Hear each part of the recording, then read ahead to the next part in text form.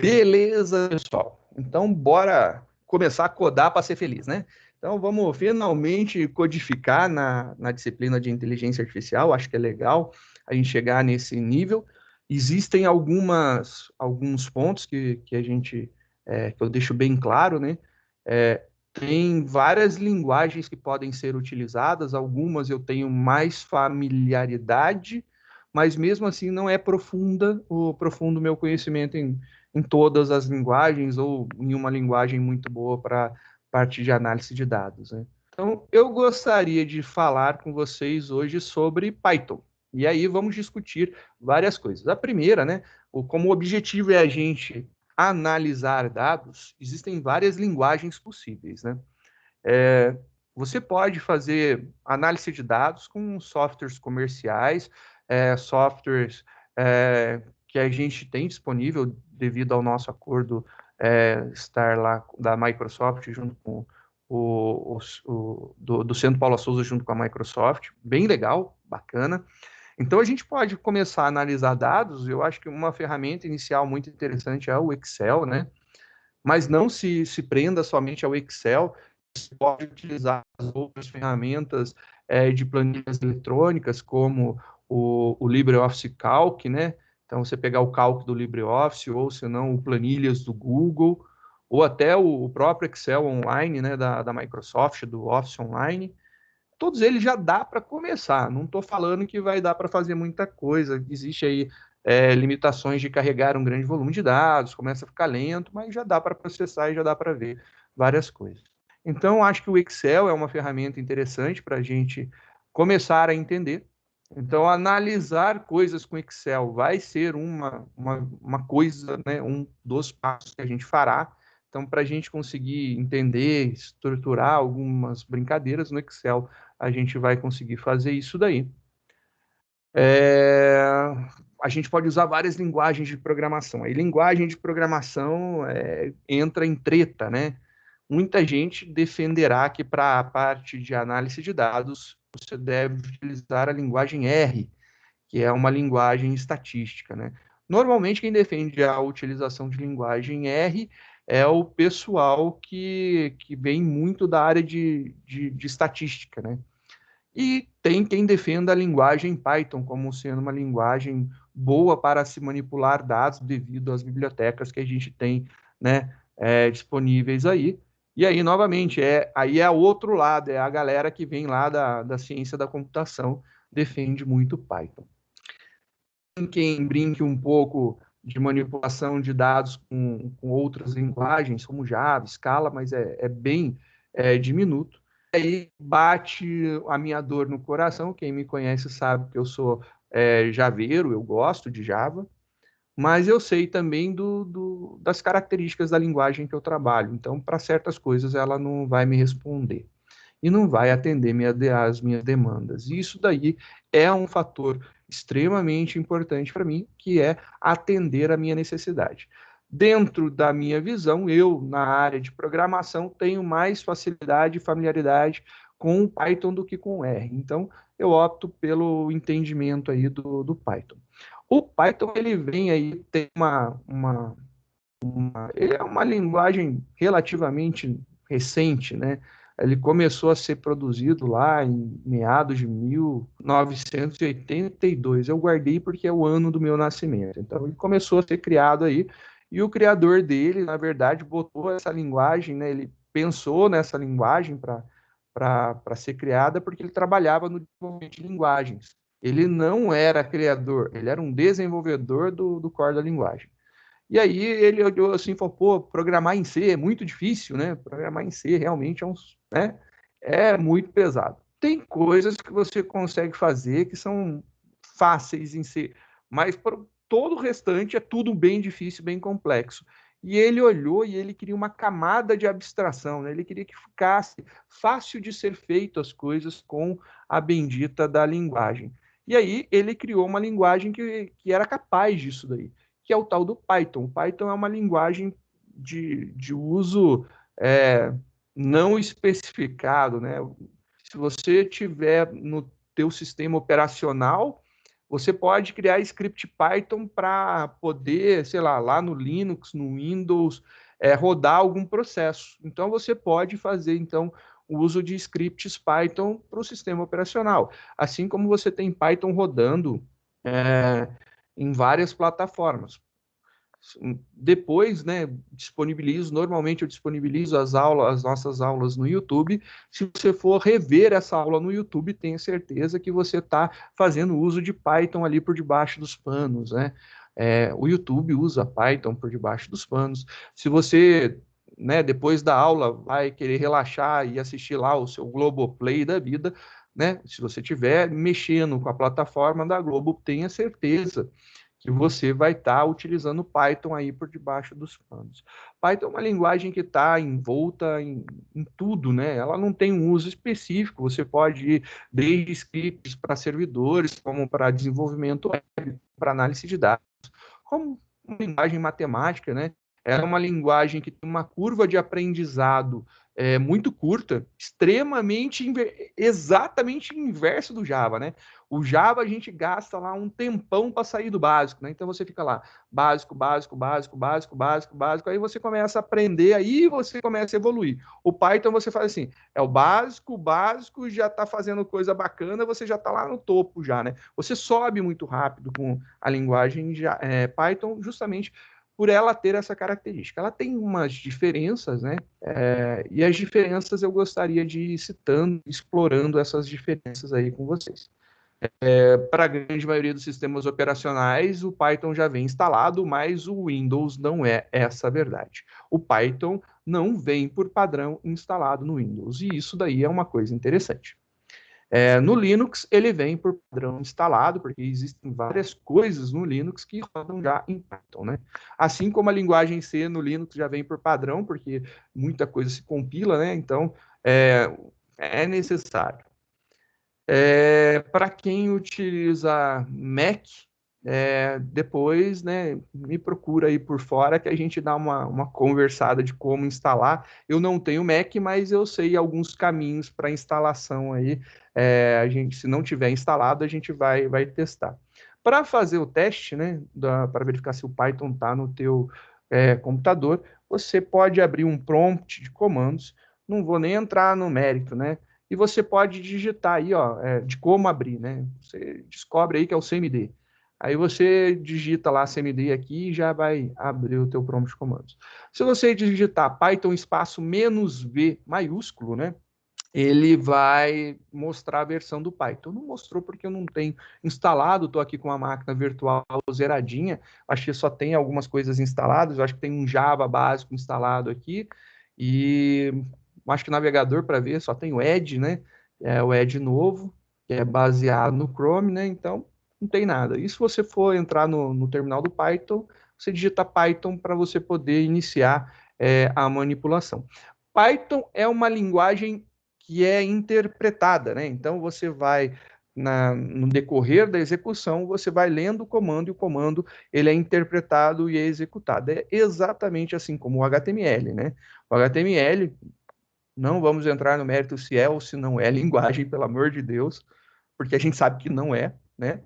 É uma marcação de texto somente, então, então não podia evitar, né? Tinha que falar. Ele é interpretado, assim como o Java, ele também tem o seu processo de interpretação. Após a compilação e a geração do .class, você compila o código-fonte Java, gera o .class. O .class ele é interpretado pela Java Virtual Machine, né?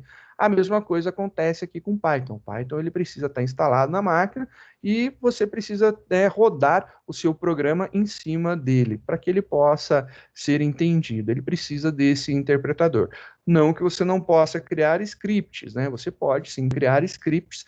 A extensão dos arquivos Python é .py, beleza? Então, quando você for criar um script ou um conjunto de dados, né, de informações de Python, você vai colocar lá a extensão .py. Então, se for direto, é isso daí. Existem várias formas de vários locais de programar Java, ao vício, né? De programar Python. E eu gostaria de falar, né, como chegar a isso daí, né? O primeiro passo é se você for programar num computador ou num notebook, né, eu recomendo você entrar neste site, que é o python.org. E lembrando que Python é PY e o TH é depois e é com N de navio, beleza? Então, o python.org. E aí, entrando no python.org, você já vai ter a possibilidade de fazer os downloads da tua vida, né? Então, nesse exato momento que a gente está gravando, está aqui o disponível para o Windows, o Python 3.9.4. A gente tem duas grandes versões do Python. O Python, ele é tipo um Angular da vida, né? Ele teve aí uma ruptura de um momento para o outro. Você tem o Python 2 e tem o Python 3. O Python 2 é o antigo, ele é mantido ainda pela comunidade por questão de compatibilidade com os serviços já montados, existentes, mas ele não deve de ser utilizado mais para a produção. Então, você deve de utilizar o Python 3. Ah, mas é 3.9. Não importa, é o Python que é diferente do 2, entendeu? Se é 3.1, 3.2, 3.3, 3.4, 3.5, 3.6, é o Python diferente do 2. O Python 3, então, ele é diferente, vale a pena, e aí está aí a brincadeira. Para quem for utilizar né, um Linux, já está instalado, então, só atualizar os pacotes, utiliza o apt o grande, né, nas distribuições baseadas em Debian, né, que aí é Debian, Ubuntu, Mint, né, todos esses aí você dá um sudo apt-get update para atualizar os pacotes, depois sudo apt-get install espaço Python, né, e aí você instala. Já deve estar instalado a versão 2, com certeza deve estar instalado, e você dá uma verificada, se não tiver a 3, você dá lá instalar a versão 3 do Python, e aí ele vai atualizar. Ele cria referências aí para o 3, ele entende como sendo o 3.9, o 3.5, o 3.6, a versão que você estiver utilizando. Para os usuários de Mac, vai ali no linkzinho do Mac, né? E aí você vai poder fazer lá o download do arquivo correspondente, eu esqueci lá a extensão do Mac, mas baixa lá e depois você arrasta, né? Fez o download, você arrasta lá para o seu gerenciador de arquivos lá e ele vai fazer a instalação bem tranquilo, bem simples também. Então, no Windows, fazer o download desse cara daqui se você quiser trabalhar. Preciso, né? Não, você não precisa, tanto é que eu não tenho ele instalado nessa máquina e dá para programar em Python. Quando você faz o download, ele vai fazer o download aqui do Python básico, né? Que é o Python, a linguagem, e um interpretador também, né? Que é o IPython, né? Ou IPython. E aí você pode utilizar esse cara. Existem algumas plataformas bem bacanas, né? Que eu acho que são bem legais, por exemplo, o Anaconda. Se você quiser, o Anaconda é um conjunto de softwares, né, que vai fazer a instalação do Python por debaixo dos panos. Ele vai rodar em um servidor local, vai subir um navegador, e aí você vai poder utilizar o Anaconda numa boa. Dentro do Anaconda tem várias IDEs que você pode escolher. Se você quiser experimentar, por exemplo, R, eu recomendo também, o Anaconda tem lá a possibilidade do RStudio, ele vai instalar o RStudio para que você possa fazer os seus códigos, experimentar códigos em R, e é legal as experimentações. Eu tenho em outra VM instalado o Anaconda, eu uso bastante para brincar e para testar, gosto bastante também, principalmente porque dá para instalar, como eu disse, além do Python, você pode instalar o R ou outras ferramentas. Então, por exemplo, você tem o Orange, né, de laranja, né, é um software de manipulação de dados, bem visual, bem bacaninha também, free, assim como o RStudio também, você pode utilizar, e aí fica a gosto do freguês. Eu não vou fazer download aqui, porque vai demorar, então também não vou instalar nenhuma ferramenta agora. Mas eu gostaria de comentar como que a gente vai, né? Como que a gente pode iniciar. Se você está utilizando somente celular, existe aí a possibilidade de instalar uma ideiazinha no teu celular. Se for Android, eu sei. Se for um iOS da vida, eu juro que eu não sei. Eu não conheço nenhuma. Infelizmente, eu não conheço mesmo se você só estiver com o celular da Apple, né? Mas se for um Android, tem um QPython, se eu não estou enganado, eu acho que é esse cara mesmo. É um app bacaninha, dá para brincar e utilizar para programar dentro do teu celular. O teu celular vira aí uma ideiazinha bacana para utilizar. Obviamente, super restrita, né? Não dá para fazer muito milagre. Para quem quiser uma ideia um pouco mais robusta, né? E quem quiser ou quem já estiver, eu recomendo o PyCharm. O PyCharm é fabuloso, é uma ideia zona poderosa. Ele eu acho que ele tem aquela carinha bem NetBeans, né? Então, assim como o Android Studio, o PyCharm ele segue essa pegada e ele é da JetBrains e você pode fazer o download da versão Community. Então, eu recomendaria também o PyCharm. Eu tenho instalado o PyCharm em outra máquina que eu já experimentei, que eu gosto, que eu uso para brincar. É legal para programar em Python. É uma ideia bem completa, é aquele tipo de ideia que te abraça com todo o carinho e fala para você tudo que você está errando, indica o caminho certo, então ajuda bastante, principalmente no início. E aqui o nosso objetivo não é mais aprender a programar, a gente sabe programar, a gente tem lógica de programação, é descobrir aonde você se sente mais confortável para escrever os teus códigos.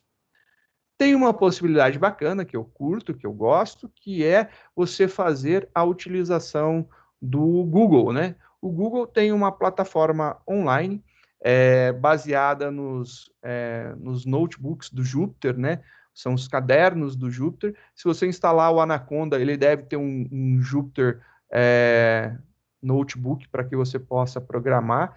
É bem bacana a forma com que ele utiliza. Eu estou citando o do Google, a demanda para que você, a necessidade básica para que você possa acessar esse recurso é você ter uma conta do Google. Ele vai ligar a tua conta do Google, né? Juntamente aí com o teu Drive para você poder salvar os arquivos lá, fica bacana, fica tudo online. Você pode facilmente trabalhar de forma colaborativa, compartilhando com os coleguinhas. E o Jupyter, eu gosto, né, de utilizar o esquema dos notebooks deles para justamente, né, existem vários frameworks, né, desse tipo daí. Justamente que você pode colocar conjunto de informações, dados, explicação, então você pode juntar texto, figuras, né, imagens, e aí você gera e ele mostra para você ali resultados como gráfico, ele mostra um gráfico, não tem problema. Se você fizer busca lá para ele trazer dados de algum lugar, ele vai conseguir se conectar, porque já está online e tudo, e é bem legal. O recurso disponibilizado eu acho que é bem bacana. Eu vou seguir essa pegada daí, então. Se vocês tiverem alguma dificuldade, né, da instalação do Python, depois me dá um toque.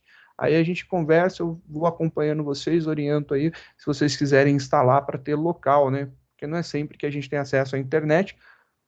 Agora é necessário, mas às vezes, né, fica meio complicado. Então, eu vou dar uma matada nessa VM daqui, que fica perturbando a vida, eu não vou instalar nada agora. E aí a gente vai voltar para o nosso caminho de seguir lá online, né?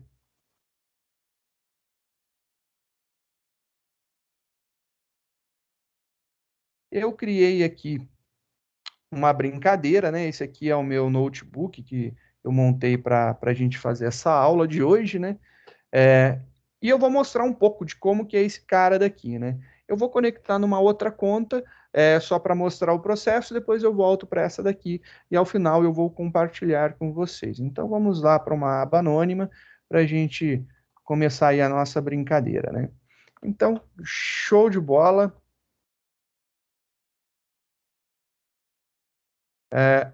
Colab.research.google.com. Então, collab de colaboratório, colaboração, colaboratório, né?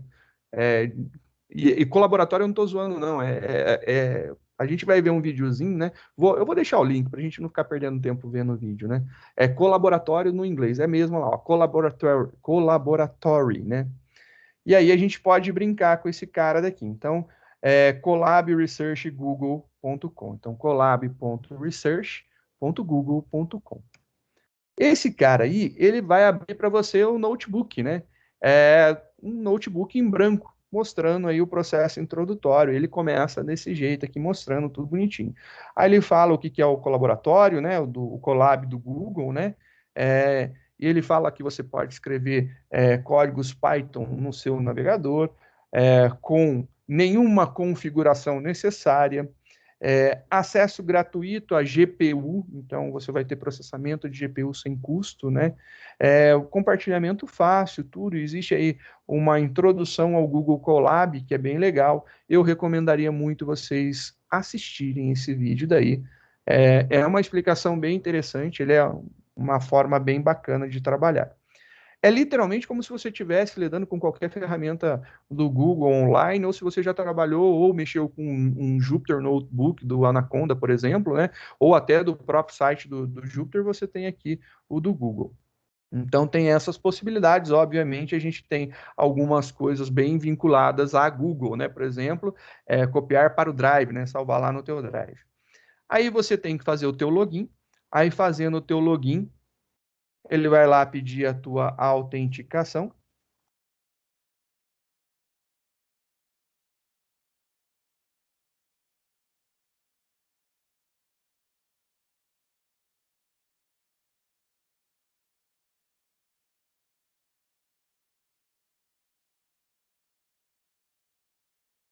Só liberar aqui um minutinho.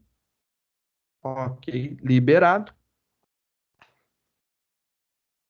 Tá aí. Ele começa com essa carinha daqui quando você se autentica, né? Quando você se autentica, ele te dá essa possibilidade. Eu já tinha compartilhado comigo para fazer o teste, né? Do que eu estava fazendo aqui.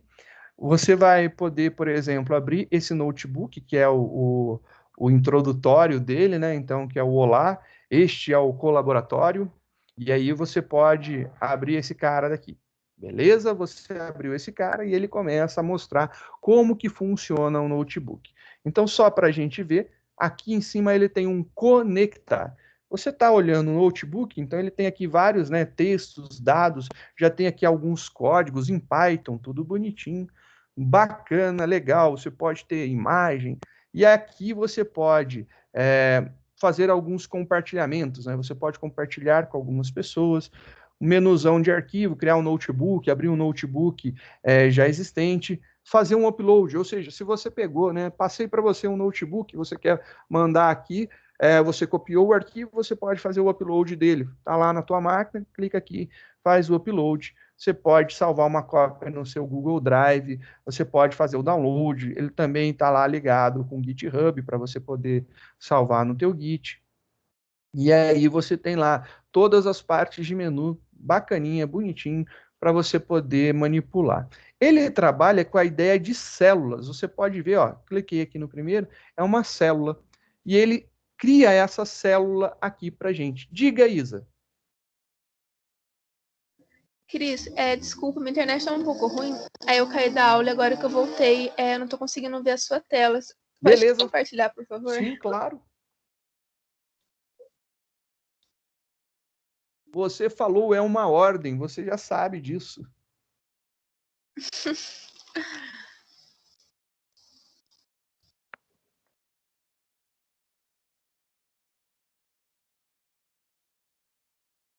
Agora foi. Top, Cris. Muito obrigada. Maravilha, precisando, só avisar, tá bom? Tá Então, bom. aqui na ideia do notebook, ele tem várias células, e essas células elas são divididas em dois tipos, né? Você tem uma célula de código e uma célula de texto.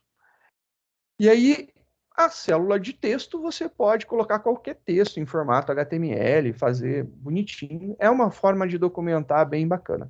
Eu sou um cara bem sem vergonha, todo mundo que me conhece sabe que eu sou péssimo para poder fazer qualquer editoração, manipulação. Eu sou dos codigão da vida, né? Eu curto mais essa pegada do que qualquer outra coisa. Então, a grande sacada que eu tenho aqui para vocês dar uma fuçada nesse primeiro notebook para que a gente possa começar depois no outro, né? Eu vou compartilhar ao final da aula com vocês o notebook que eu estou fazendo, então vou passar para vocês, não tem problema nenhum, isso aí é tranquilo, mas eu gostaria que vocês experimentassem, né? E aí depois vai estar tudo pronto, vocês vão poder fazer suas próprias experimentações ou pegar o que eu já deixei pronto para vocês e rodar e ver os resultados, né? Aqui é bem interessante como que funciona, então. Você tem a possibilidade de movimentar essas células, né? Então, você pode mover ela para baixo, mover ela para cima, fazer uma cópia dela, excluir. Então, você pode ir manipulando. Então, você tem aqui, ó, cada hora você tem uma célula. E nas células de código, como essa daqui, ele aparece um playzinho do lado. E aí vem uma coisa interessante, né? Olha só, aqui em cima ele está dizendo conectar. Se você clicar aqui na setinha para baixo, você vai ver lá conectar-se ao ambiente, ver recursos, gerenciar sessões, mostrar histórico. E aí você fala, nossa, não sei o que fazer. É tão legal esse cara que você não precisa fazer muita coisa. Que na hora que você der o seu play aqui, que você mandar executar esse cara, e o atalho para execução é Ctrl Enter, né? Então, se você tiver nessa célula, você vai dar Ctrl Enter e ele vai executar esses comandos. Então, aqui o atalho Ctrl Enter ou clicar aqui na setinha. Clicou na setinha, ele roda. E só para comentar, eu acho, né, eu não tenho certeza, confirmo mais tarde para vocês. Eu acho que tem para celular também o Google Colab, viu? Aqui eu acabei de executar. Só que quando executou, aqui em cima ele disse que estava conectando e aí ele agora fica mostrando memória RAM e disco. E aqui embaixo ele disse que demorou 0 segundos para executar isso daqui, né? E o horário de conclusão, a gente está agora nas 19 horas e 59 minutos, olha lá, 19 horas e 59, foi exatamente quando ele terminou de executar essa linha. Se eu executar de novo, agora já é 18, né? Ele atualiza esse dado, olha lá, concluiu às 18 horas. Vamos dar uma olhada nisso daqui. Isso aqui eu acho que é o mais fabuloso, né? Por que eu gosto tanto desse ambiente do Colab? Você pode estar com uma maquineta zoada, né? Então, está com uma maquininha bem restrita, e aí, como a sua máquina está restrita, às vezes você não tem recurso suficiente para rodar alguma coisa que precise de um pouco mais de dados. E como a gente já conversou, isso daí já é uma história antiga, mas eu acho que é bom sempre reforçar, a gente pode trabalhar com algumas coisas que consomem muitos dados, né? São muito demandosas de tempo de processamento, demanda realmente muito tempo a ser executado, e você precisa de memória para isso, e precisa de espaço para armazenar isso daí. Quando você está lidando com uma sessão do Colab, que a gente está manipulando agora aqui um notebook, se você olhar aqui, existe algumas informações. Ele fala conectado a um back-end do Google Compute Engine em Python 3. Então, quer dizer que a gente já está programando em Python 3. Ele fala que eu estou utilizando 0,79 GB de RAM de 12,72 GB que eu posso. De disco, eu já estou utilizando 38,33 GB, de um total de 107. Então, ele fala aqui o quanto de recurso que eu tenho no meu Google Colab. E isso daqui é fabuloso, né? Porque eu posso salvar as minhas coisas aqui e eu tenho ainda espaço em disco para poder colocar algumas bases de dados. E aí a gente já conversou, eu estava brincando, né, com coletar dados do DataSUS das internações em São Paulo por doenças respiratórias e cardiovasculares, que são CIDs começados em I e em J, do I00 ao I99. O CID é o código da doença, né? Então, todas as internações nos hospitais pelo SUS, né? Não importa se hospitais particulares ou não, o hospital particular, se ele for conveniado do SUS, ele também entra nessa jogada daí. Ele mostra essas informações, né? Então, pessoas que foram internadas pelo SUS, eu consigo, através do site do DataSUS, obter essas informações. E eu peguei as informações de São Paulo de 2015 até janeiro de 2021, que é o que tem de mais novo de dados. Ainda não foi processado fevereiro de 2021, então ainda não está disponível. E eu mostrei para vocês que essa brincadeira daí já gerou em uma única tabela, uma única tabela com mais de 30 campos, né? Mais de 10 GB. ela sozinha está ocupando 10 GB. 10 GB é coisa pra caramba. É muita informação. Então, assim, são 2,5 milhões de registros que a gente tem aí por ano, né? Então, você pegando aí de 2015 até agora, são 5 anos e mais um chorinho, né? Então, dá para ver aí que realmente está em torno, variando um pouquinho, dá uns 2 GB aí por ano, você vai chegar aí no total de 10, aproximadamente esse é o cálculo. E, obviamente, a gente está crescendo, né? A quantidade de internações aumenta. E lidar com isso na tua própria máquina, às vezes, pode ser, né, algo não interessante. Se você pegar esses dados, subir aqui no Google Colab, você pode rodar aí uma aplicação Python, ele vai ter esses recursos. Se você ler, né, é, a introdução do Colab, ele vai falar que você pode ser um estudante, ou um cientista de dados, ou um pesquisador na área de inteligência artificial. O Colab pode facilitar o seu trabalho, né? E é literalmente esse o foco dele, é para que você possa realizar essas pesquisas, esses testes, utilizando uma ferramenta um pouco melhor do que uma que você tenha na tua casa, ou, por exemplo, se você estiver utilizando teu celular, a restrição se torna maior ainda, né? Você vai ver que você pode utilizar um ambiente online. Por isso que eu estou optando por isso aqui. É esse o motivo. Eu não quero depender de você ter uma máquina boa para você poder fazer essas experimentações. Aqui, então, por exemplo, né, a gente tem as execuções, né, e ele vai mostrando como que funciona. Só para ver como que funciona, se eu teclar Ctrl e Enter, ele vai processar e executar. Aqui a gente tem os dias, os segundos em um dia, né? Um dia tem 24 horas, uma hora tem 60 minutos e um minuto tem 60 segundos. Então, 24 vezes 60 vezes 60 vai dar 86.400 segundos de um dia, né? E aí vem a pergunta aqui embaixo, e eu quero saber agora os segundos em uma semana. Os segundos em uma semana, você pega os segundos em um dia, e isso daqui é muito legal, ó. A gente criou aqui numa célula uma variável, né? E a gente passou aqui um produto e ele calculou. E depois a gente mandou mostrar essa variável sem nenhum comando. Eu não precisei dar um comando de impressão aqui. Simplesmente eu coloquei a variável, ele mostra o conteúdo dessa variável, né? E aí, a mesma coisa, né, que acontece aqui, eu repito embaixo. Só que o interessante é que eu estou utilizando uma variável que foi declarada numa célula anterior. Sim, eu posso. E ainda existe outras possibilidades. Por exemplo, se essa célula que eu estou selecionado aqui agora, neste momento, se ela não tivesse, né, se ela não tivesse nenhuma ligação com variáveis anteriores, eu poderia executar ela sem ter executado nenhuma anterior. Então é bem bacana que eu possa executar alguns determinados trechos de códigos aqui, independente de ter que executar a parte anterior. Então, não é um script tão sequencial, né? Eu posso pegar um trechinho dele e experimentar. Então, isso aqui é uma coisa bem bacana. Nesse caso aqui, já está calculado, já foi rodado, né? Mas rodando, você pode ver, ele multiplica por 7, você tem lá 64.800 segundos em uma semana, e aí a gente tem essas brincadeiras aqui.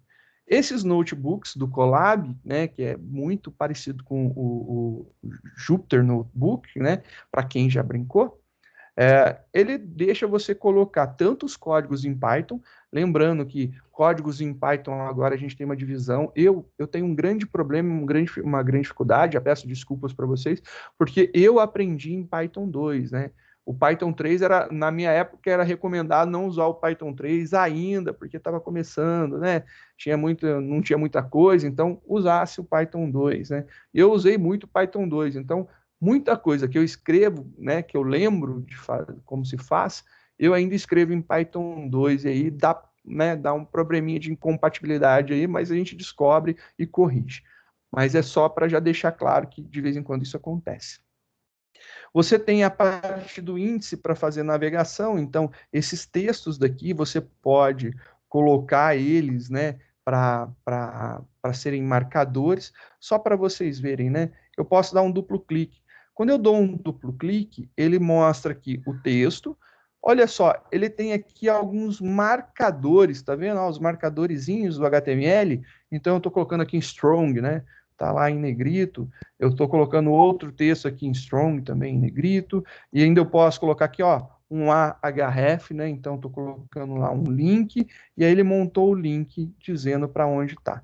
Então você pode fazer a montagem, isso aqui é muito similar ao que vocês já trabalharam, né? É bem bacana, e é bacana pra caramba, porque você pode fazer uma documentação dos seus trabalhos. Quando a gente está lidando com a parte de análise de dados, e aí quando eu falo análise de dados, posso estar utilizando um algoritmo para analisar que é inteligente ou não, mas eu estou analisando esses dados de alguma forma, vou precisar de talvez uma estatística, e aí eu posso descrever o passo a passo de tudo, né? Então, você pode vir aqui e você escreve o texto explicativo sobre o que você está fazendo logo abaixo. Então, fica uma forma de documentar o que você está fazendo. É muito interessante, isso aqui vira uma forma de produção bem legal, né? Então, aí, ó, que legalzinho que fica. Ele já insere resultados de visualizações gráficas também. Então, aqui é um exemplo, né, da utilização do Matplotlib. Então, ele tem aqui uma biblioteca que permite você fazer a plotagem de dados. O Matplotlib é uma das bibliotecas na área de visualização de dados, então você pode fazer uso dela. Reexecutando esse cara daqui, ele está utilizando um random da vida aqui, você pode ver que esses caras vão mudar, né? Então, rodando, o gráfico muda aqui cada vez que eu executo, né? Ele vai pegando uns dados diferenciados. E aí ele está fazendo aqui uma modificação de dados. Não vamos entrar, por enquanto, na discussão do for inline que está acontecendo, que é uma forma bem bacana do Python, escrever os seus comandos, né? Você pode fazer for, ifs, né? Tudo numa linha só. E é bem bacana dentro dessa faixa. A gente vai estudar isso aqui mais para frente, então acho que a gente começando só para entender o poder da ferramenta, né? Que a gente está trabalhando aqui. Você tem aqui alguns estudos, né, que você pode também, né, fazer uso de TensorFlow. O TensorFlow te possibilita, é uma ferramenta aí do Google para fazer processamento, né, na área de inteligência artificial e aprendizado de máquina e aprendizado profundo, ou Deep Learning, né, e Machine Learning, e aí fica legal que ele te dá os recursos, os primeiros passos, como que você faz, e aí você vai processar seus grandes volumes de dados aqui, a velocidade é diferenciada, e aí entra todo naquele quesito, né, você tem recursos na sua máquina para isso, ou não. Se você não tiver, eu acho que essa é uma saída bem bacana, né? Então, o uso de GPUs e TPUs, né, é bem bacana para processar, e aqui vai falando, mostrando como que você pode utilizar isso. No começo, por enquanto, para a gente vai mexer com Python, não vai fazer tanto sentido agora, né? Vai fazer mais sentido daqui a pouco, quando a gente precisar rodar alguns algoritmos para a gente fazer alguns testes e algumas experimentações. Mas vem com bastante exemplos, né? E é literalmente isso, é uma área colaborativa bem bacana. Recomendo fortemente vocês darem uma fuçada, vocês vão cair lá nos exemplos de programação, tem vídeos, né, o canal deles no YouTube também é muito bom, falando sobre TensorFlow, como que começa a trabalhar, recomendo já assistir, gosto muito da qualidade das explicações, e aqui fica bem legal de como manipular isso daqui, né. Você pode ver que você pode colocar listas, links, não é tão, né, complicado, e você vê que entre cada uma das células você pode ainda inserir o código ou ainda adicionar um texto novo, né? Então, normalmente você trabalha aqui com parágrafos, né? Cada parágrafo você pode colocar numa célula ou um conjunto de parágrafos referente a um texto. E aí, justamente porque você pode mudar a ordem, né? Se você colocar tudo separadinho, você pode vir aqui numa determinada célula e movê-la, né? Então você pode movimentar ela para cima e para baixo, e aí fica bem bacana essa possibilidade. Gostaria de brincar um pouquinho agora, começar, né, falar com vocês sobre o Python, né? Vamos entender um pouquinho. Eu montei um notebook para que a gente possa brincar e entender um pouco. Vou mostrar esse notebook para vocês. esse notebook que eu tenho aqui, fui eu que criei, né? Eu comecei lá com um notebook, e o notebook ele tem a extensão IPYNB. É um interativo Python notebook, né? Um notebook em linguagem Python interativo. Então, esse cara daqui tem a possibilidade de você conectar-se, né, ou reconectar, e você pode manipular isso daqui. A primeira coisa que eu acho que é mais interessante, mais importante, é como que eu posso obter ajuda, né? Obviamente, você vai ver aqui algumas coisas quando a gente tiver erros. É, o Colab é fabuloso, ele já te dá uma indicação de onde pesquisar isso aqui com um botãozão muito bonitinho lá, e a gente vai ver, vocês vão curtir. Mas vamos começar aqui com a ajuda, né? Vamos ver lá. O comando de ajuda é o help. Help abre e fecha parênteses, né? É uma função. Então, executando esse cara daqui, você vai começar lá. Olha só, bem-vindo ao Python 3.7. Então, a gente está num ambiente Python. Então, a gente sabe que é um Python 3, porque a gente viu aqui quando a gente parou, né? Olha lá, um Google Compute Engine em Python 3. Então, a gente está aqui trabalhando em Python 3. E ele está rodando. Ele não parou porque ele está perguntando o que você quer. E aí ele está te explicando aqui, olha, você pode dar um stop, então você pode parar aqui em qualquer momento, então ele vai parar essa execução, ou se você quiser, você pode digitar quit, ele vai parar. Então aqui você pode fazer pesquisas, né? Então você poderia, por exemplo, pesquisar o comando print. E aí ele vai pesquisar o comando print. Digitou, deu enter, ele vai recarregar agora, né? E vai mostrar para você, olha lá, help print, né? O print é uma das funções já inclusas dentro do Python. Ele está falando que é print um valor, e aí você pode colocar vários valores separados por vírgula, e ele tem um CEP igual, e aqui é um separador. Ele tem um end igual, aqui é como que termina a impressão, então o final de cada linha impressa tem um barra N. E aí a gente sabe, né, que o barra N é um pular de linha, né? No final ele pula de linha. Você pode ter um file igual, aí ele tem aqui um sys.standardout. Então, se você lembrar lá, recuperar suas ideias lá da linguagem C, você vai ver que é justamente isso daqui, né? O barra N, lá da linguagem C, da linguagem Java, a gente já lembrava, né? E aqui o standard out, né? A saída padrão. Então, ele está mandando lá para a saída padrão o seu print. E aí ele está falando aqui, mostrando algumas partes. Se você não quiser mais, você pode dar um quit. E aí ele vai finalizar. Você vê que parou de rodar, e aqui você tem a execução do que aconteceu. O legal é que ficou aqui e você pode ler, né? Então, já não estou mais rodando o help, e a partir desse momento ficou a documentação aqui do que eu estava pesquisando. E aí, vamos lá, como que a gente vai imprimir? O comando para impressão, e é muito fácil, né? É print. E aí não tem print outra coisa, não é print, não tem print ln, print, printf, não tem tanta coisa, você não tem que colocar nada antes, né? Então é direto print. Então eu estou colocando aqui print, olá mundo, bora codar para ser feliz? Vamos lá codar para ser feliz. E ele vai fazer a impressão, ele literalmente imprimiu. Então o bacana agora é que eu posso executar com Ctrl Enter ou clicando aqui, você vai ter, e ele depois tem a resposta embaixo. E essa resposta daqui é a saída desse comando. E aqui ele tem essa possibilidade de limpar a saída. Então, se eu quiser zerar essa saída, eu zero essa saída daqui. Apaguei, bonitinho, tá lá, limpei a saída, não tem mais nada.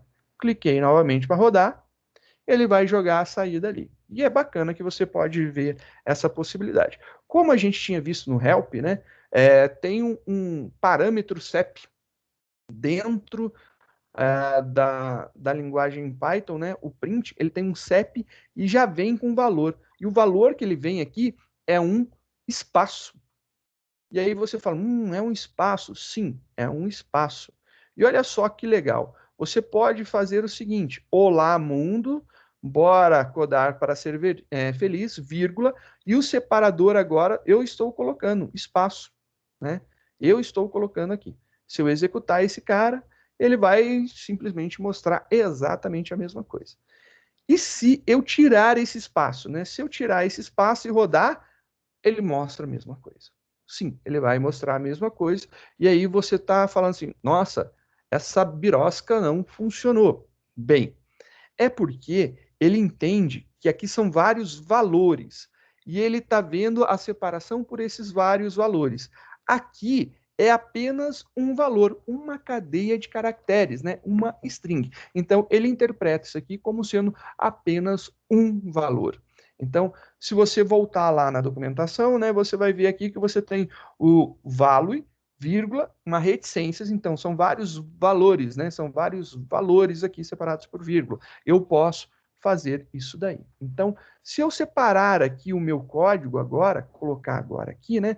Olha lá, eu coloquei olá, é uma string, vírgula.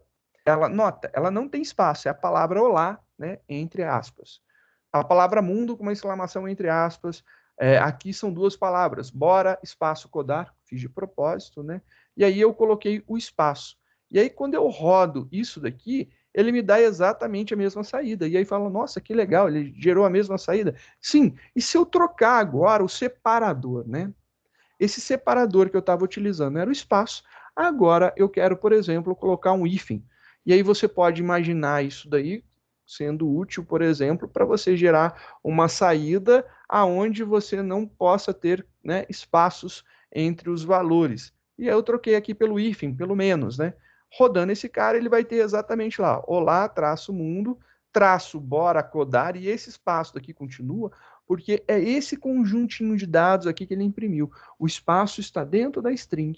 Então, como o espaço está dentro da string, ele não é substituído. É somente nos conjuntos que eu tenho, né? Então, o primeiro valor, vírgula, o segundo valor, vírgula, o terceiro valor, e aí é a junção desses caras. Então, aqui eu posso modificar. Para não deixar de fazer homenagem aos nossos queridos professores, a gente colocou aqui o José Everson, né? Nome igual José Everson. E aí você pode ter notado uma coisa, e eu deixei de propósito isso daqui, né? José Everson está entre apóstrofos, mas aqui em cima eu estava utilizando entre aspas. Qual você deve utilizar? Qualquer um. O Python te permite isso. Se abriu com apóstrofo, fecha com apóstrofo. Se abriu com aspas, fecha com aspas, né? Então você não pode misturar os dois, mas uma string começada com apóstrofo, ela finaliza com apóstrofo, iniciada com aspas, finaliza com aspas, e isso daí é bem bacana. Aqui você tem a possibilidade, então, de ver que eu posso criar, né, com apóstrofo ou com aspas. Tanto faz. Nesse caso aqui, a gente começa a brincadeira utilizando a criação de variáveis. Como que eu crio uma variável no Python, né? As variáveis no Python são fracamente tipadas. Então, você declara um nome de variável e atribui um valor. A partir do momento da atribuição, ele já vai dizer de que tipo essa variável é. Então, é a partir do momento que ele recebe a atribuição que você tem o valor dado, muito parecido com o JavaScript, né? Então, o JavaScript, fracamente tipado, funciona dessa forma. Novamente, não estou aqui para discutir se é melhor ou pior. É uma característica da linguagem. Então, você pode mudar, por exemplo, a tipagem dela, atribuindo um valor que não é mais uma string, né? Se você atribuir um valor inteiro, ela passa a ser do tipo inteiro. Então, essa é uma característica bem legal que o Python tem. Então, você modifica de forma rápida e fácil, né? Obviamente, isso daí gera problemas que a gente já discutiu sobre linguagens fracamente tipadas, que ocorre a necessidade de você testar o valor inserido, né, para verificar se o valor que você inseriu é do tipo que você está, né, esperando para, sei lá, fazer uma conta. Então, o cara digita um texto aí, você estava esperando um número, vai dar pau? Vai dar pau, com certeza. Então, temos como trabalhar com isso? Tem várias formas de trabalhar, e a gente vai ver aí algumas formas, e isso daí é importante. Mas aqui, o legal é que esse CEP, né, ele é uma variável que foi criada, é um parâmetro de entrada do método da função. Desculpa se eu chamar de método, porque o vício no Java é grande, né? Então, da função print, né? E esse parâmetro, ele pode ter um valor default. E ele tem esse valor default como sendo o espaço. Então, isso daqui, né, esse espaço daqui, é o valor padrão. E o bacana do Python é que você pode, na passagem de parâmetro, você dizer qual que é o parâmetro que você está querendo manipular. Então, dessa forma, não existe uma obrigatoriedade de seguir a ordem da declaração dos parâmetros. Eu coloco o nome do parâmetro que eu quero, igual o valor que eu quero que ele tenha naquele momento, ou igual uma variável, igual um valor, e eu não necessariamente preciso deixar ele na mesma ordem, eu posso inverter. E isso daí facilita para que a gente possa organizar os dados, e a gente vai ver, por exemplo, na utilização de algumas bibliotecas, isso é muito comum. Você vai ver um monte de vírgula, um nome igual um valor, vírgula, um nome igual um valor, vírgula, um nome igual um conjunto de valores, né? Isso daí é muito comum, muito natural, a gente vai ver aí mais para frente. Mas fica aqui o exemplo, né? Aqui eu fiz um print, aonde eu tenho aqui um conjunto, que é o nome completo, dois pontos. Note que eu não coloquei espaço depois do dois pontos, né? Já está finalizando ali, o dois pontos é o último caractere dessa string, vírgula, nome, vírgula, sobrenome, vírgula, separador igual espaço. Quando eu executo dessa forma esse print, ele vai gerar exatamente essa saída, nome completo, dois pontos, vai colocar aqui um espaço, vai colocar um nome, outro espaço e o sobrenome. E olha que legal, né? E aí o que acontece se eu mudasse esse cara, por exemplo, vou colocar aqui underline, por exemplo, coloquei um underline, né? Rodando novamente, olha só que legal, ele colocou aqui o underline e colocou aqui o underline. É na junção dos conjuntos, né? Então você pode substituir aí por qualquer caractere. E aí, por exemplo, você poderia colocar, vou colocar aqui ponto, ponto. Coloquei dois e não um caractere, né? Rodando, pode. Isso é muito legal, né? Então, você pode colocar uma cadeia de caracteres. Esse cara aqui poderia ser, né, sei lá. E aí você tem essa saída. É possível fazer isso daí, né? Então, é uma característica bem legal que você pode fazer, né? Então, você pode utilizar isso daqui como uma marcação. Só para que a gente possa ver essa possibilidade, né? Vou copiar esse cara daqui e vou deixar aqui o espaço, né? Só para a gente ver. O espaço vai ficar tudo bonitinho lá. E eu vou inserir aqui logo depois dele, né? Para ficar aqui esse outro código novamente, só para a gente ter essa saída, né? Rodando. Olha lá, você pode colocar isso aqui ou colocar, né, quantidade de caracteres que quiser e ele vai mostrar ali para você. Então, tem essa possibilidade aí de fazer essa troca, né? E você insere rapidamente, ele já renumera, faz tudo bem bacana. É bem interessante como flui isso daqui, né? Então, dá para fazer várias ideias de montagem. Só que o print não é somente isso, né? Dentro do print, a gente tem algumas possibilidades, mas as strings têm uma possibilidade legal. Então, uma string em Java tem a função format. E essa função format é muito similar à função format do Java, né? Que permite você fazer uma formatação de alguma cadeia de caracteres e aí passando alguns valores. É muito parecida mesmo. Então, olha só, a ideia aqui é bem bacana. Então, por exemplo, né, agora vendo essa função format. Então, continuo declarando lá José Everson, sobrenome Silva. E por que que eu estou redeclarando, né? Porque eu já declarei aqui, eu não precisaria redeclarar. Realmente eu não precisaria. Mas eu estou deixando essa redeclaração aqui, se você quiser executar só essa linha sem executar a linha da declaração da variável nome, né? Para que não tenha problema de dar erro de compilação. Só por conta disso daí, eu estou deixando essas redeclarações aqui, né? Então, só por conta disso daí. Nesse caso daqui, olha só que legal. Eu tenho um abre e fecha chaves aqui, né? Então, eu tenho lá, nome completo, dois pontos, espaço, abre e fecha chave, espaço, abre e fecha chave, fechei minhas aspas. Então, quer dizer que nesse abre e fecha chaves é um local onde eu vou inserir uma formatação que está ali na minha frente, uma variável formatada que está ali na frente. Então, nesse primeiro espaço, é esse cara. Nesse segundo espaço, é esse cara daqui que ele vai inserir. Então, é uma string, ponto, format, entre parênteses, para cada conjuntinho de abre e fecha chaves, eu tenho que ter uma variável que vai ser substituída ali. E aí, dessa forma, para cada um, ele vai substituir. E aí eu consigo fazer essa impressão também nesse formato. Isso daqui não está numerado, não está nomeado, mas aqui é um conjuntinho, né? Aqui é 0, 1, 2, 3, 4, tudo começa no 0, né? Então, eu posso colocar entre as chaves, né, o índice que eu quero. Então, eu quero que seja o 0. Quem que é o 0? É o nome. Quem que é 1? É o sobrenome. Então, eu estou colocando aqui, nesse caso, essa possibilidade. Por que que é interessante você poder usar o índice, né? Isso aqui já não bastaria? Já. Mas olha só, se você utilizar o índice, ele funciona bonitinho. Mas se eu quiser inverter, por exemplo, a ordem, eu tenho uma ordem de variáveis aqui, mas eu quero inverter a exibição aqui. Eu só inverto os índices que estão aqui, ó lá. Inverto, agora eu tenho um José, Joséverson, né? Um Silva, Joséverson.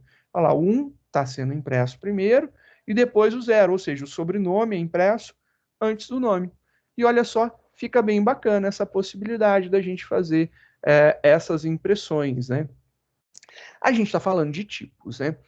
Eu falei para vocês aí que a gente está usando o nome e as variáveis que são criadas no Python, elas, né, são fracamente tipadas. Você não diz explicitamente, né? Você não dá a marcação de tipo quando você declara uma variável. Simplesmente coloca o nome que você quer, um sinal de atribuição, ou seja, o igual, e o valor. A partir do valor, você determina o que ela é. E uma coisa muito importante que a gente precisa entender, né? No Python, não existem variáveis primitivas. Tudo são objetos. Então, a gente está lidando com objetos. Orientação a objetos na veia aqui 100% do tempo. Não existe nenhum tipo primitivo. Então, quando eu estou falando aqui uma variável nome, na verdade é um objeto nome do tipo string, né?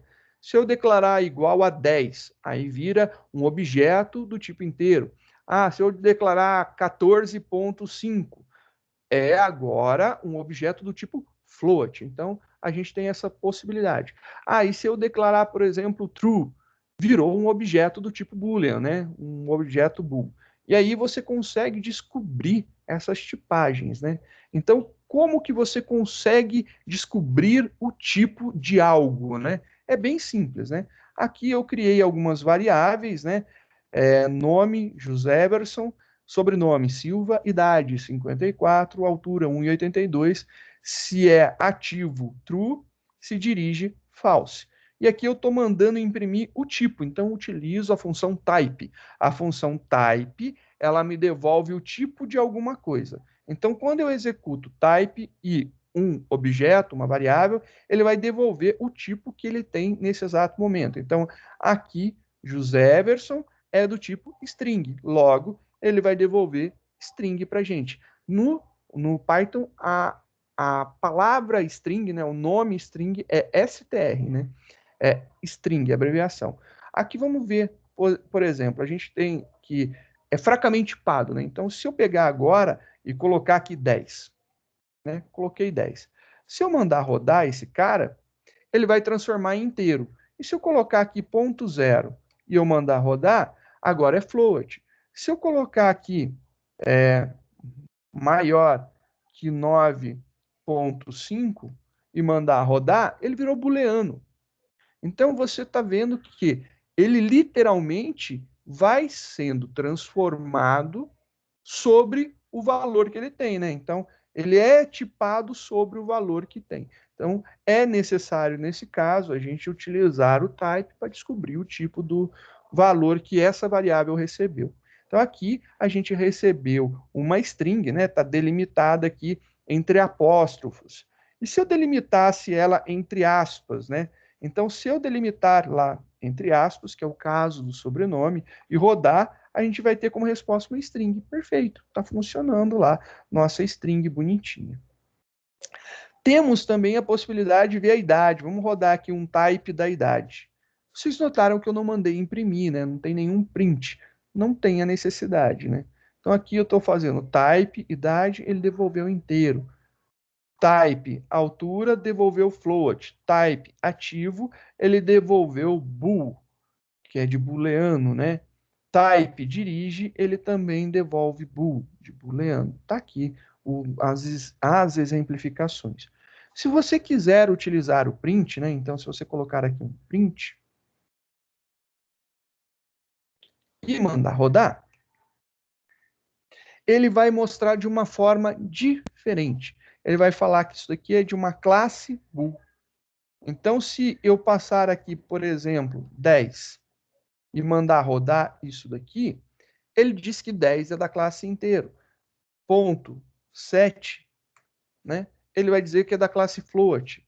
Se eu fizer lá igual a 10.0, ele vai devolver da classe bool também, uma comparação lógica. Então, a gente consegue aqui fazer as várias exemplificações. Só vou deixar aqui o dirige, né, que é para a gente ver o tipo dele. Ele mostra de uma forma diferente, mas é a mesma informação, né, que é booleano, e ele mostra aqui. É uma classe booleana, e a gente sabe que aqui é um objeto de uma classe booleana.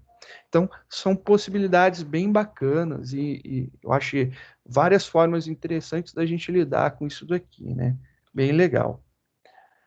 A gente vai ver agora os operadores aritméticos. E a gente tem aqui alguns operadores aritméticos, né? O mais, o menos, o asterisco, o barra. Aí você tem o barra barra, que esse é novo para a gente, né? E aqui a gente tem o asterisco, asterisco. Asterisco, asterisco é potenciação. Então a gente tem aí alguns operadores para a gente brincar. Vou sempre pegar dois valores, eu peguei o 5 e o 2, então eu estou somando 5 com 2 e vendo o resultado, subtraindo o 2 do 5, então 5 menos 2, fazendo a multiplicação, e aí a gente vai discutindo e vendo, né?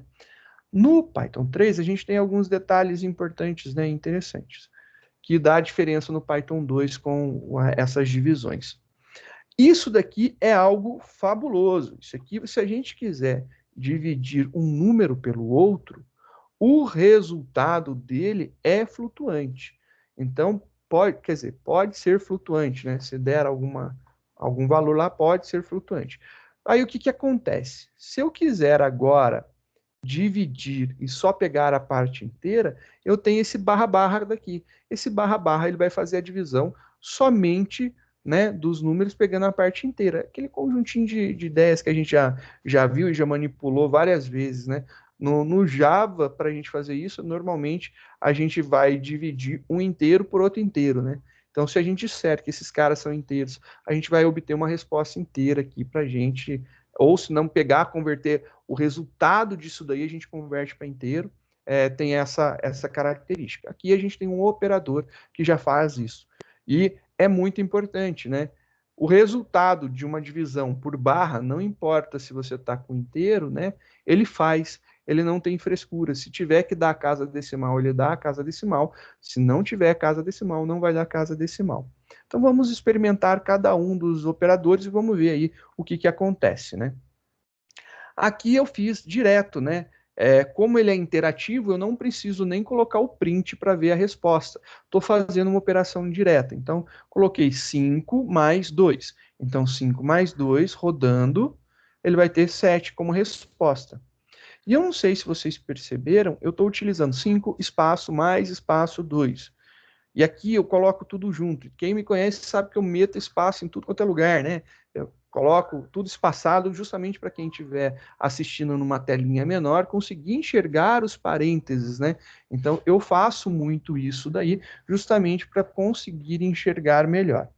Mas no caso específico do Python, tem algumas regras de escrita, né? O Python ele vai te forçar a escrever de uma forma muito correta, porque até a indentação conta nele. Então, se você nunca indentou código e queria indentar através de comandinho mágico, esquece. Agora você vai ter que dentar na mão. Então, se você não pegou esse vício, agora com Python você vai pegar. Então, é uma recomendação de amigo aí, e não de professor feliz, rindo por dentro, que agora você se ferrou, que você vai ter que usar esse bendito desse tab, né, para poder organizar esse código, mas vai ser bem legal agora. Agora você não tem escapatória, faz parte da linguagem essa característica daí. Então fica aí o recadinho do fundo do meu coração, e eu quero ver muita gente fazendo bagunça aí, mas aqui é legal que as ideias,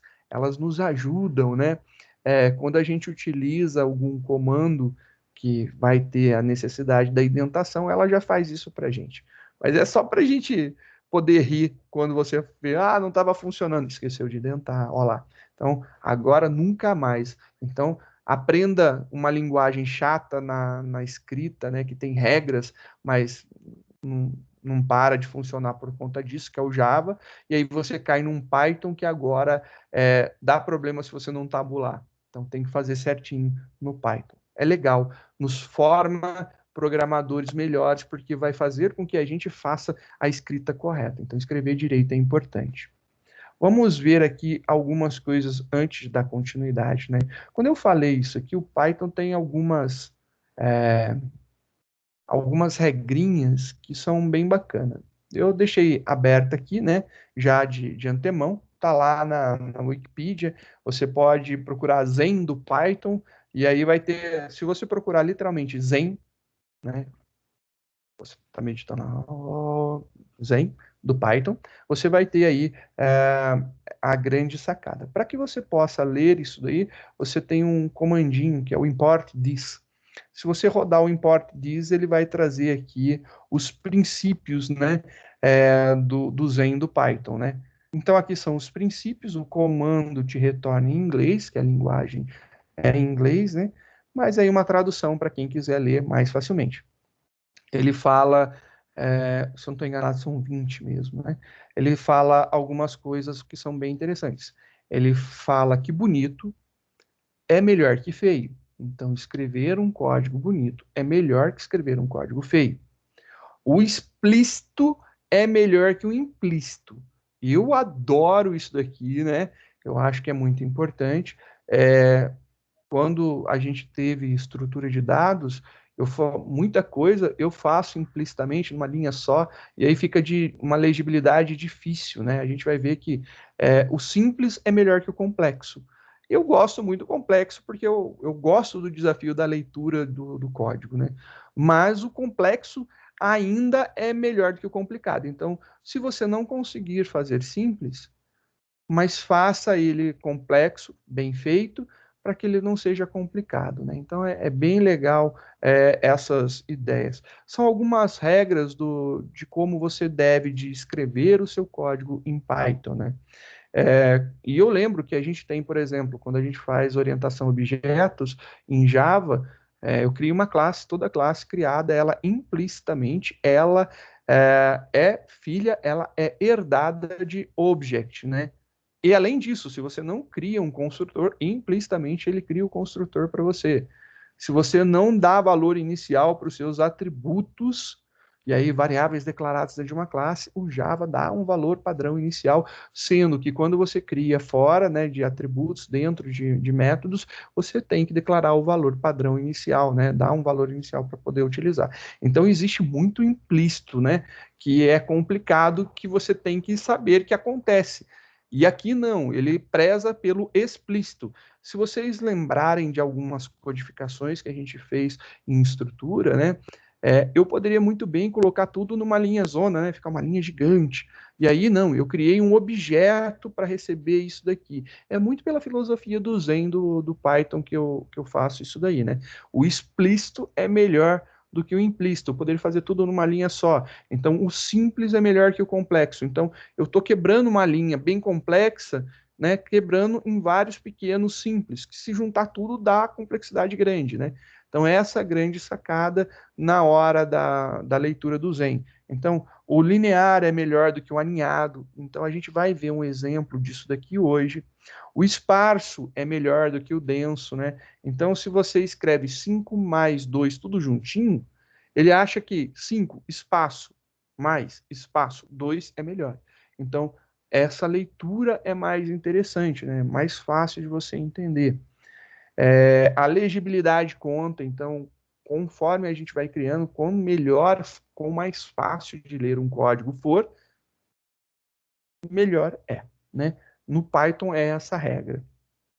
Casos especiais não são especiais o bastante para quebrar as regras. Então, isso é uma coisa bem legal. Você não é a última bolacha do pacote. É isso daí que ele está falando para o teu código, né? O teu código não é a última bolacha do pacote, então não merece tratamentos diferenciados, por mais, né, que demande uma atenção diferenciada. Ainda que praticidade vença, ainda que praticidade vença a pureza. Erros nunca devem passar silenciosamente, a menos que sejam explicitamente silenciosos, né?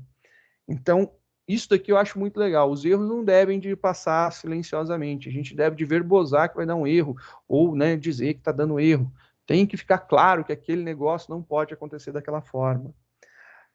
Diante da ambiguidade, recuse a tentação de adivinhar. Então, quando tem possibilidade de duas coisas, né?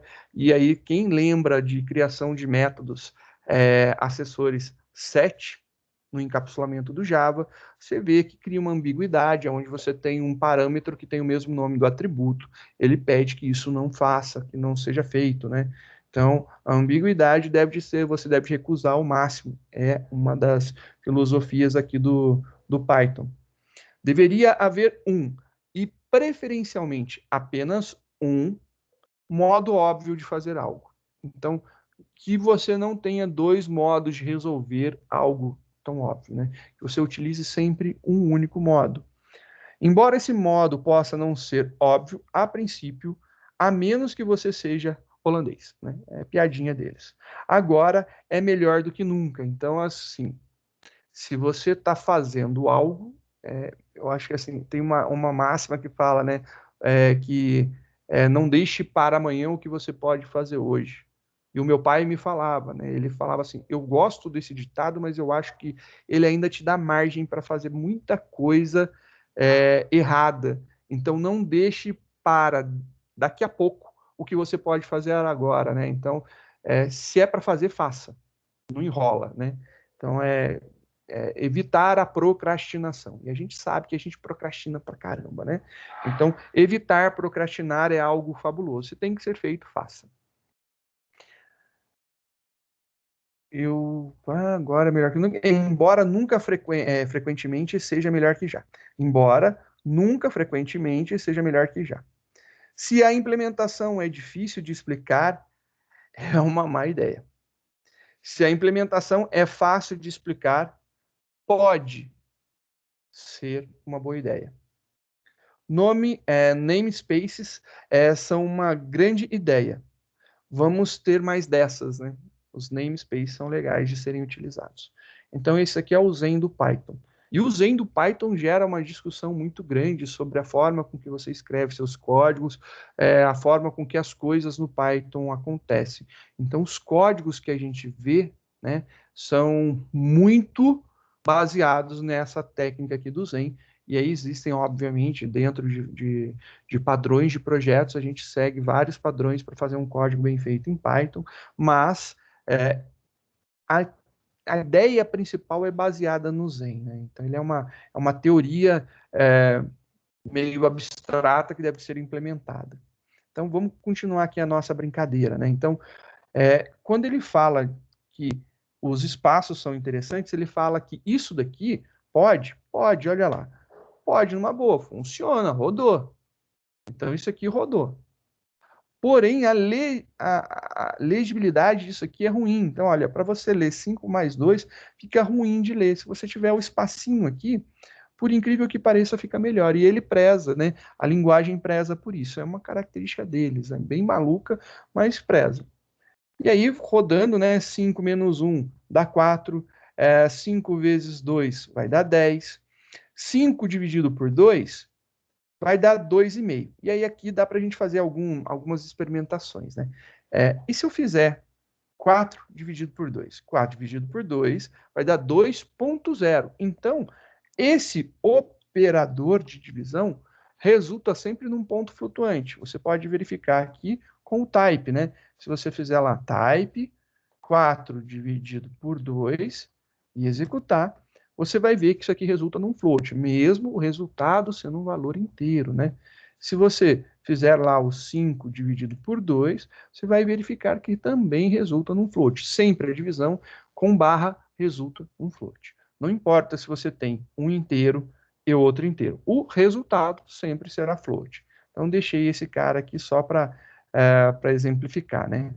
Então, aqui a divisão vai dar 2,5. Se você fizer lá o 4 dividido por 2, também vai dar float sempre.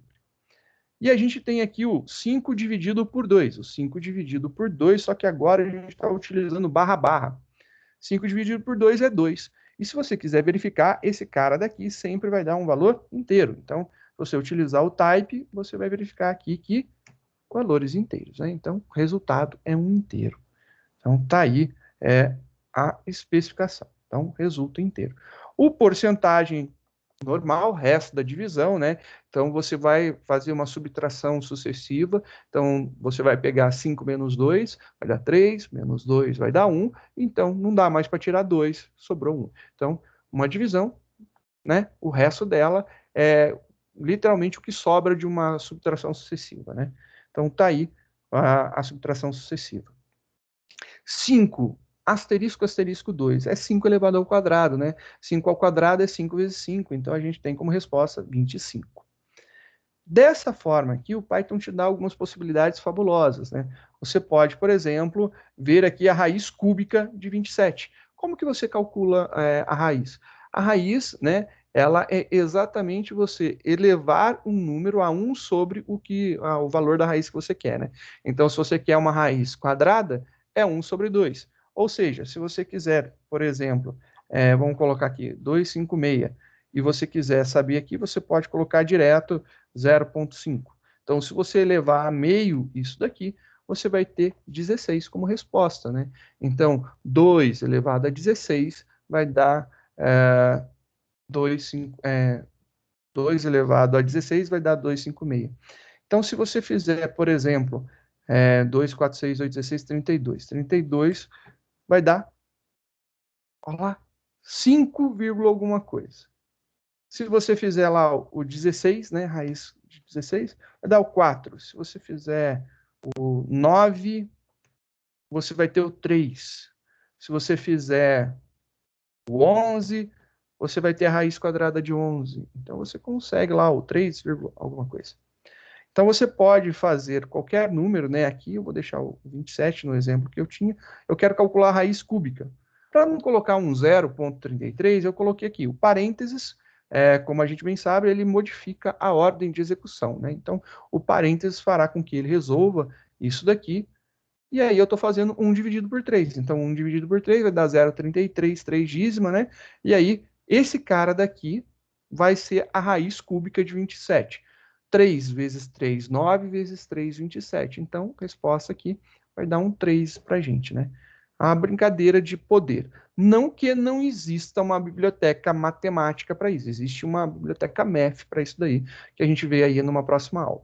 Mas aqui são possibilidades, né?